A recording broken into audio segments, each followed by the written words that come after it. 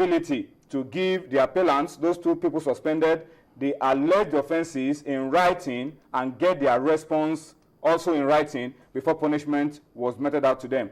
They said the decision of the 6 members, because they said at the time the decision was taken to ban the 2, only 6 members were there, that they did not reach the minimum 8 contained in Article 36.1 of the NFF statutes, that before any decision can be valid, there must be at least 8 members of the NFF. These are the grounds on which the NFF Appeals Committee nullified the suspension of Barrister Chris Green and Ahmed Yusuf Fresh. That's, from the side of the Appeals Committee. Of the Appeals Committee.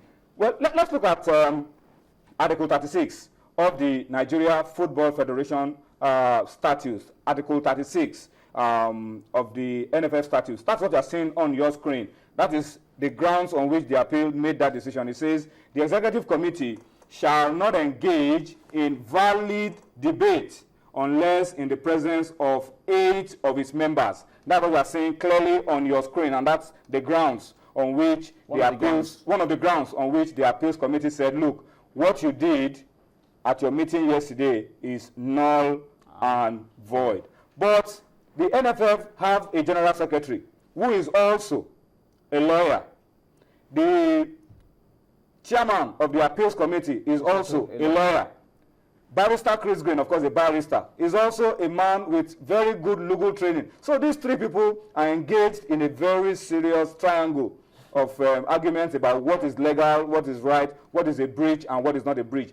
The NFF General Secretary is pointing at Article 66 in also rejecting the decision of the Appeals Committee. I hope you are able to follow all of these legal jargons that is going on around our football. Let us see for you very quickly what Article 66, which relates to the Appeals Committee, what it says. That's what you are seeing on your screen. Article 66 says the Appeal Committee shall consist of a chairman, a deputy chairman, and the number of members deemed necessary. That's not really bothering us in this matter.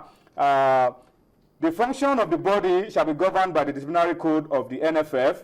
The committee shall pass decisions only after at least 3 members are present. And it says in certain cases, the president may rule alone. That's the chairman of the committee may rule alone in accordance with the disciplinary code of FIFA. And that is what the chairman did. He did the meeting alone. I think he signed alone. But check out the last part. Article 66, number 3, subsection 3 says, the appeal committee is responsible for hearing appeals against decision from the disciplinary committee that are not declared final. So they are saying that appeals can only meet on decisions from the disciplinary committee, not from the executive committee. So, Dumnodi, where does that affect you and I, laymen on the streets? In one breath, the NFF are told that, look, you have breached a particular part of the statutes on the number of people that should take a decision. On the other hand, the NFF is saying, you, appeals committee, you cannot meet on an executive committee decisions. And so there's disagreement in the air between the NFF executive committee and the NFF appeals committee. What does that lead us? What happens to the General Assembly in this whole matter? They will wait until the General Assembly is supposed to ratify the suspension of the members. Before, I think they are leaving out the General Assembly out of this whole matter. In the case of Megeri, they are leaving out the General Assembly. And this one again, the General Assembly. But the General Assembly is supposed to ratify. It's supposed to ratify. Suspension placed on any member.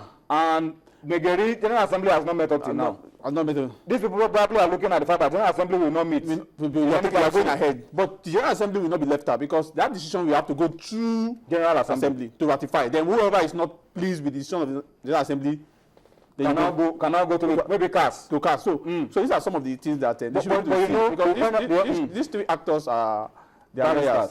So they have strong legal training. But this will understand some of this. These are simple.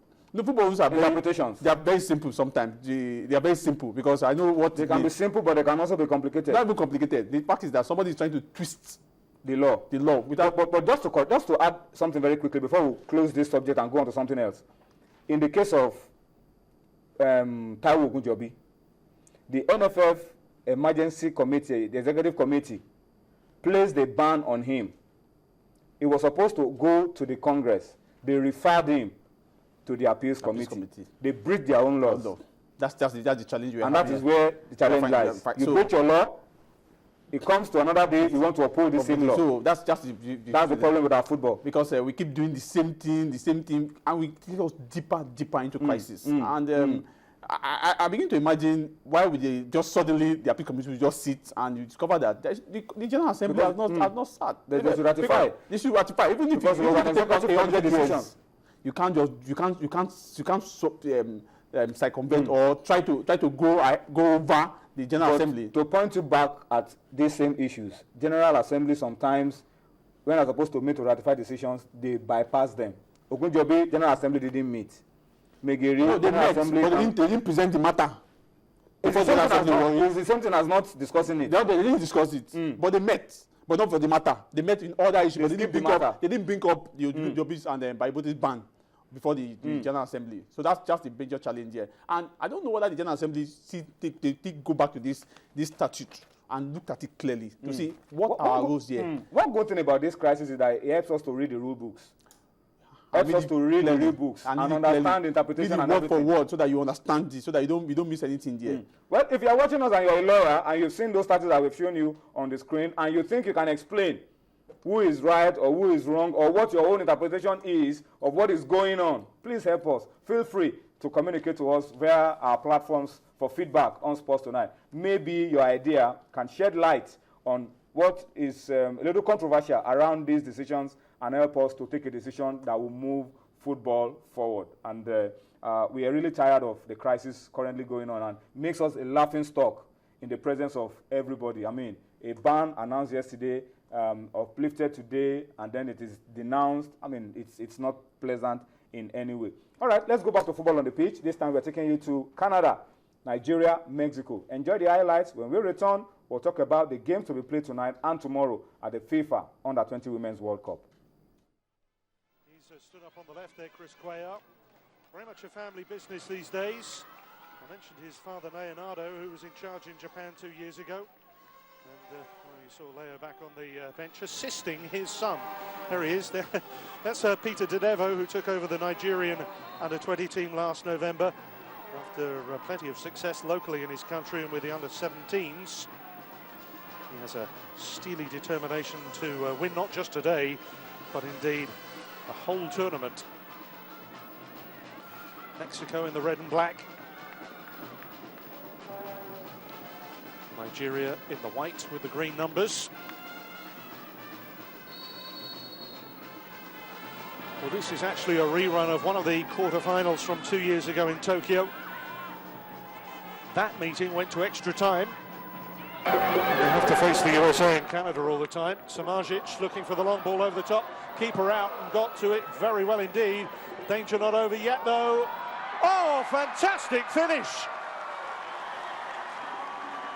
Well, Chichi thought she'd done it all absolutely right.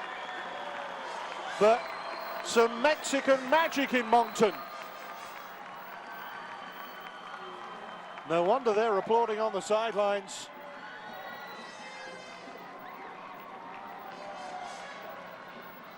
Abasi beaten Samajic through, and as she played it over the top, the goalkeeper realised the potential danger. She came racing out.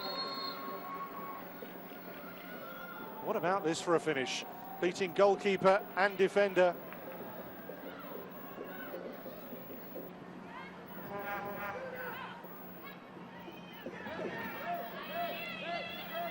I suppose for coaches in many countries, you know, there's a hire and fire culture where if you don't achieve the expectations, you know, you could be chasing a new job very shortly. So maybe there are pressures that come with that.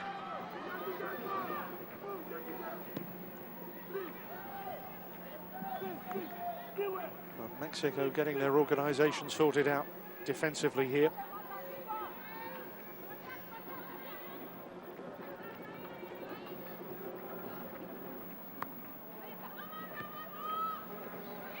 Oshuala.